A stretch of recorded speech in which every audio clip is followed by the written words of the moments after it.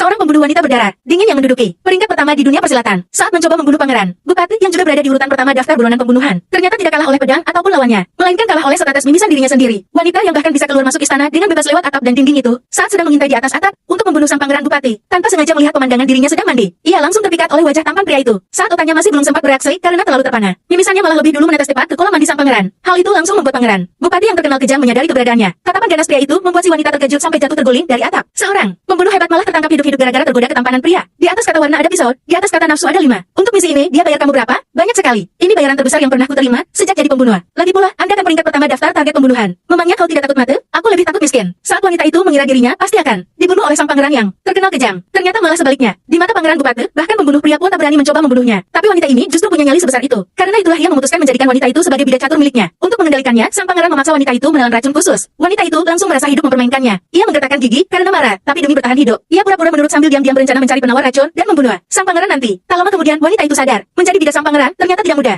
Ia malah disuruh mencuri sebuah lukisan. Bagi seorang pembunuh, tugas seperti ini terasa lebih menyiksa daripada membunuh orang. Namun kelemahan terbesar wanita itu adalah cinta uang. Begitu diberi perat oleh pengawal, ia langsung bersemangat pergi mencuri lukisan itu. Baginya tugas itu sangat mudah. Tetapi setelah menyerahkan lukisan kepada sang pangeran, ia melihat wajah pria itu jadi sangat buruk, seperti habis dipermalukan. Coba Anda buka dulu. Tolong beri aku kesempatan untuk memperbaiki kesalahan di dunia persilatan. Jangan potong gajiku. Boleh, bunuh dia, lalu jebak wakil kepala pengadilan Dali. Mendengar itu, wanita tersebut langsung bersemangat. Baginya membunuh dan menjebak orang lain adalah pekerjaan yang sangat mudah. Keesokan harinya, ia menyamar menjadi pelayan dan ikut bersama sang pangeran. Wanita itu mulai sadar bahwa sang pangeran sebenarnya tidak sekejam rumor yang beredar. Meski terlihat dingin dan cerewet, pria itu tidak pernah benar-benar menyakitinya. Perlahan-lahan ia pun mulai menurunkan kewaspadaannya. Di aula pesta, saat wanita itu menuangkan arak, sang pangeran memberitahukan target pembunuhan dan orang yang akan dijadikan kambing hitam. Setelah mengetahui targetnya, wanita itu diam-diam mencari kesempatan. Ia menjatuhkan pengawal dengan satu pukulan, lalu langsung menggorok leher targetnya. Saat merasa misinya sudah selesai, ia melihat seseorang berpakaian hitam di atap. Ia segera mengejar orang itu sampai masuk ke sebuah ruangan. Namun ternyata sang pangeran juga ada di sana. Pembunuh berpakaian hitam itu ikut masuk. Sementara wanita tadi sengaja pura-pura panik dan berteriak, "Kakak, kita bisa bicarakan baik-baik. Kalau kau sudah membunuh dia, jangan bunuh aku juga. Segitu ingin kau melihatku mati? Jangan lupa, racunmu masih ada di tubuhku. Kalau Anda mati, istana pasti kacau. Nanti aku malah tidak bisa dapat uang."